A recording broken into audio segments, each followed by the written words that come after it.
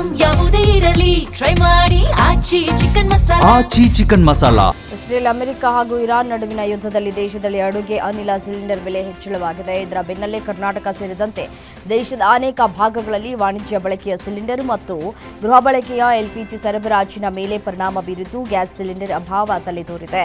ತಮಿಳುನಾಡಲ್ಲಿ ಗ್ಯಾಸ್ ಅಭಾವದಿಂದ ರೆಸ್ಟೋರೆಂಟ್ಗಳು ಬಂದ್ ಮಾಡುವ ಪರಿಸ್ಥಿತಿ ಬಂದಿದೆ ಅಂತ ಮಾಲೀಕರು ಅಳಲನ್ನು ತೋಡ್ಕೊಂಡಿದ್ದಾರೆ.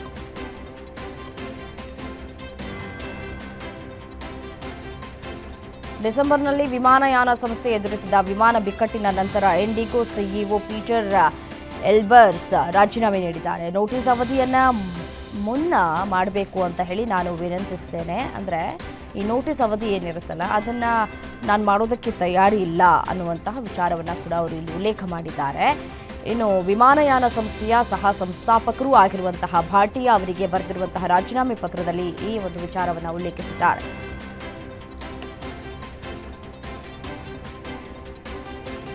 ಗಲ್ಫ್ ದೇಶಗಳಲ್ಲಿ ಉಂಟಾಗಿರುವಂತಹ ಬಿಕ್ಕಟ್ಟಿನಿಂದ ಇಂಧನದ ಬೆಲೆಗಳು ಹೆಚ್ಚಾಗ್ತಾ ಇದ್ದಂತೆ ಏರ್ ಇಂಡಿಯಾ ಟಿಕೆಟ್ ಬೆಲೆಯನ್ನು ಹೆಚ್ಚಿಸುವುದಕ್ಕೆ ನಿರ್ಧರಿಸಿದೆ.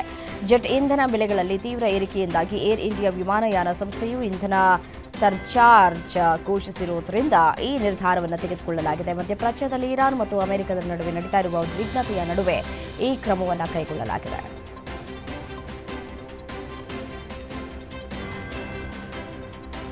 ಲೋಕಸಭೆ ಸ್ಪೀಕರ್ ಓಂ ಬಿರ್ಲಾ ಅವರ ವಿರುದ್ಧ ಪ್ರತಿಪಕ್ಷಗಳ ಒಂದು ಗುಂಪು ಅವಿಶ್ವಾಸ ನಿರ್ಣಯ ಮಂಡಿಸಿದೆ. ಸ್ಪೀಕರ್ ಆಡಳಿತ ಪಕ್ಷಕ್ಕೆ ಅನುಕೂಲಕರ ರೀತಿಯಲ್ಲಿ ವರ್ತಿಸ್ತಾ ಇದ್ದಾರೆ. ವಿರೋಧ ಪಕ್ಷದ ನಾಯಕ ರಾಹುಲ್ ಗಾಂಧಿಗೆ ಮಾತನಾಡೋದಕ್ಕೆ ಸಮಯ ನೀಡದಿರುವ ಮೂಲಕ ಪಕ್ಷಪಾತಿ ಧೋರಣೆ ತೋರಿಸ್ತಾ ಇದ್ದಾರೆ ಅಂತ ಹೇಳಿ ಉಲ್ಲೇಖಿಸಿ ವಿರೋಧ ಪಕ್ಷದ 118 ಸಂಸದರು ಈ ನಿರ್ಣಯಕ್ಕೆ ಸಹಿ ಹಾಕಿದ್ದಾರೆ. ಲೋಕಸಭೆಯಲ್ಲಿ ಕಾಂಗ್ರೆಸ್ ಸಂಸದ ಮೊಹಮ್ಮದ್ ಜಾವೇದ್ ಅವರು ಸದನದಲ್ಲಿ ಔಪಚಾರಿಕವಾಗಿ ಅವಿಶ್ವಾಸ ನಿರ್ಣಯವನ್ನು ಮಂಡಿಸಿದ್ದಾರೆ.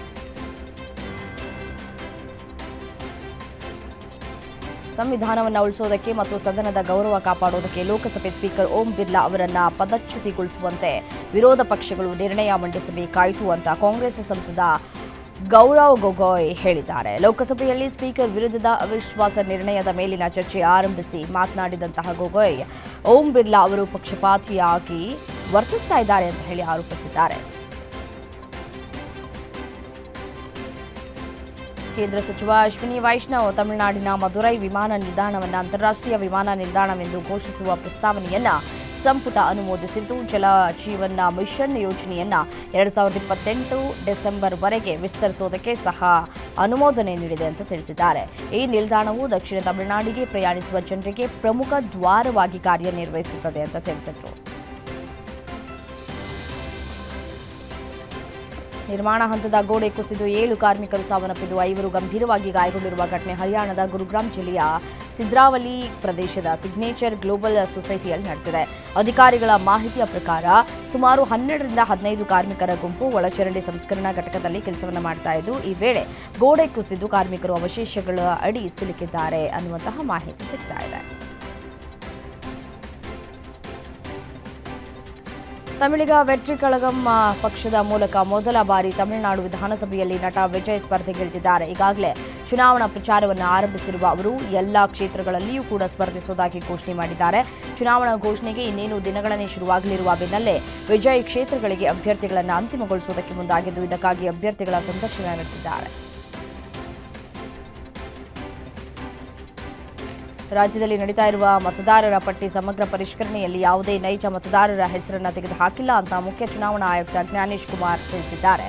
ಮುಂಬರುವ ವಿಧಾನಸಭೆ ಚುನಾವಣಾ ಸಿದ್ಧತೆಗಳನ್ನು ಪರಿಶೀಲಿಸುವುದಕ್ಕೆ ರಾಜಕೀಯ ಪಕ್ಷಗಳು ಹಿರಿಯ ಪೊಲೀಸ್ ಅಧಿಕಾರಿಗಳೊಂದಿಗೆ ಸಭೆ ನಡೆಸಿದ ಬಳಿಕ ಕೆಲ ರಾಜಕೀಯ ಪಕ್ಷಗಳು ಮಾಡ್ತಾ ಇರುವ ಆರೋಪಗಳು ಸುಳ್ಳು ಅಂತ ಹೇಳಿದ್ದಾರೆ.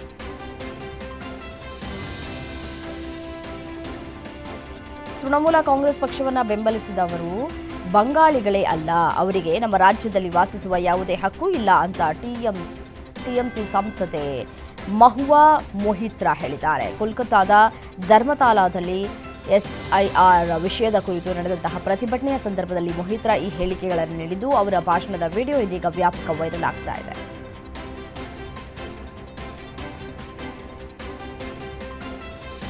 ಪಶ್ಚಿಮ ಬಂಗಾಳದಲ್ಲಿ ಮತದಾರರ ಪಟ್ಟಿಯ ವಿಶೇಷ ತೀವ್ರ ಪರಿಷ್ಕರಣೆ ಪ್ರಕ್ರಿಯೆ ವೇಳೆ ಕೈಬಿಡಲಾದ ಲಕ್ಷಾಂತರ ಮತದಾರರ ಹೆಸರನ್ನು ಪರಿಶೀಲಿಸುವಂತಹ ಕಾರ್ಯದಲ್ಲಿ ತೊಡಗಿರುವಂತಹ ನ್ಯಾಯಾಂಗ ಅಧಿಕಾರಿಗಳ ಪ್ರಾಮಾಣಿಕತೆಯನ್ನು ಪಶ್ಚಿಮ ಬಂಗಾಳ ಸರ್ಕಾರ ಅನುಮಾನಿಸಿದೆ.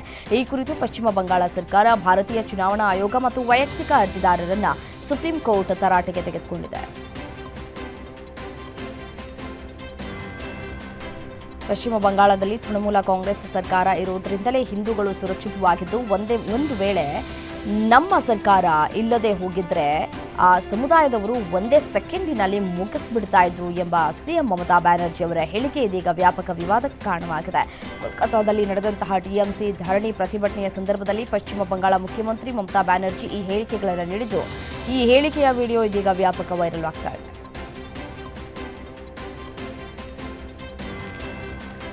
ಅರುಣಾಚಲ ಪ್ರದೇಶದ ಪಾಸಿಘಾಟ್ನ ಮೆಬೋ ಮತ್ತು ಸಿಗರ್ ಪ್ರದೇಶಗಳಲ್ಲಿ ಭಾರೀ ಪ್ರಮಾಣದ ಕಾಡ್ಗಿಚ್ಚು ಕಾಣಿಸಿಕೊಂಡಿದ್ದು, ಬೆಂಕಿ ನಂದಿಸೋದಕ್ಕೆ ಭಾರತೀಯ ವಾಯುಪಡೆ 66,000 ಲೀಟರ್ ನೀರನ್ನು ಬಳಸಿದೆ. ಬೆಂಕಿಯನ್ನು ನಂದಿಸೋದಕ್ಕೆ ಭಾರತೀಯ ವಾಯುಪಡೆ M17V5 ಹೆಲಿಕಾಪ್ಟರ್ ಅನ್ನು ನಿಯೋಜಿಸಿತ್ತು. ಬೆಂಕಿ ನಂದಿಸೋದಕ್ಕೆ ಕಾರ್ಯಾಚರಣೆಯ ಫೋಟೋ ಮತ್ತು ಆ ಒಂದು ವಿಡಿಯೋಗಳನ್ನು ವಾಯುಪಡೆ ಎಕ್ಸ್ನಲ್ಲಿ ಇದೀಗ ಹಂಚಿಕೊಂಡಿದೆ. ತೆಲಂಗಾಣದ ಭದ್ರಾದ್ರಿ ಕೊತ್ತಗುಡೆಂ ಜಿಲ್ಲೆಯಲ್ಲಿ ಅಪರೂಪದ ಘಟನೆ ನಡೆದಿದೆ. ತೇಕುಲಾಪಲ್ಲಿ ಮಂಡಲದ ರೊಲ್ಲಪಾಡು ಗ್ರಾಮದ ಕೊಳದಲ್ಲಿ ಮೀನುಗಾರಿಕೆಗೆ ಇಟ್ಟಿದ್ದಂತಹ ಬಲೆಯಲ್ಲಿ ಬೃಹತ್ ಗಾತ್ರದ ಹೆಬ್ಬಾವೊಂದು ಸಿಲುಕಿ ಸಾವನ್ನಪ್ಪಿದೆ. ಸ್ಥಳೀಯ ಮೀನುಗಾರರು ಮೀನು ಹಿಡಿಯೋದಕ್ಕೆ ಕೊಳದಲ್ಲಿ ಬಲೆ ಬೀಸಿದ್ರು. ಬಲೆ ಎಳಿತಾ ಇದ್ದಾಗ 12 ಅಡಿ ಉದ್ದದ 50 ಕೆಜಿ ತೂಕದ ಹೆಬ್ಬಾವು ಅದರಲ್ಲಿ ಸಿಲುಕಿಕೊಂಡಿರೋದು ಕಂಡುಬಂದಿದೆ. ತಿರುಮಲ ದೇವಸ್ಥಾನಕ್ಕೆ ತುಪ್ಪ ಸಾಗಿಸ್ತಾ ಇದ್ದಂತಹ ಟ್ಯಾಂಕರ್ ಕಡಪ ಜಿಲ್ಲೆಯ ಕೊಂಡಾಪುರಂ ಮಂಡಲದ ಚಿತ್ರಾವತಿ ಸೇತುವೆ ಬಳಿ ಅಪಘಾತಕ್ಕೀಡಾಗಿದ್ದು, ಸಾವಿರಾರು ಲೀಟರ್ ತುಪ್ಪ ರಸ್ತೆ ಪಾಲಾಗಿರುವ ಘಟನೆ ಬೆಳಕಿಗೆ ಬಂದಿದೆ. ಪುಣೆಯಿಂದ ತಿರುಮಲಕ್ಕೆ ಪ್ರಯಾಣಿಸ್ತಾ ಇರುವಾಗ ಚಾಲಕನ ನಿಯಂತ್ರಣ ತಪ್ಪಿ ಟ್ಯಾಂಕರ್ ಪಲ್ಟಿಯಾಗಿದೆ. ರಸ್ತೆ ತುಂಬಾ ತುಪ್ಪ ಹರಿಯಲು ಆರಂಭಿಸಿದ್ದು, ಸ್ಥಳೀಯರು ಬಕೆಟ್ ಮತ್ತು ಪಾತ್ರೆಗಳೊಂದಿಗೆ ತುಪ್ಪವನ್ನು ಸಂಗ್ರಹಿಸಿ ಮನೆಗೆ ತೆಗೆದುಕೊಂಡು ಹೋಗ್ತಾ ಇರುವಂತಹ ವಿಡಿಯೋ ವೈರಲ್ ಆಗಿದೆ. ಕಾಂಗ್ರೆಸ್ ನಾಯಕ ರಾಹುಲ್ ಗಾಂಧಿ ಅವರು ಸೋನಿಪತ್ನ ಗೋಹಾನದ ಮದೀನಾ ಗ್ರಾಮದ ರೈತರೊಬ್ಬರ ಮಗಳ ಮದುವೆಯಲ್ಲಿ ಭಾಗವಹಿಸಿ ಗಮನ ಸೆಳೆದಿದ್ದಾರೆ. ರೈತ ಸಂಜಯ್ ಎಂಬುವವರ ತಮ್ಮ ಮಗಳ ಮದುವೆ ಕಾರ್ಯಕ್ರಮದಲ್ಲಿ ಭಾಗಿಯಾಗುವಂತೆ ಆಹ್ವಾನ ನೀಡಿದರು. ಇದನ್ನ ಸ್ವೀಕರಿಸಿದ ರಾಹುಲ್ ಗಾಂಧಿ ಅವರ ಮನೆಗೆ ಆಗಮಿಸಿ ಸಾಮಾನ್ಯರಂತೆ ಜನರ ಜೊತೆ ಬೆರೆತು ಅವರ ನಡುವೆ ನೆಲದ ಮೇಲೆ ಕುಳಿತು ಮಾತುಕತೆಯನ್ನು ನಡೆಸಿದ್ದಾರೆ.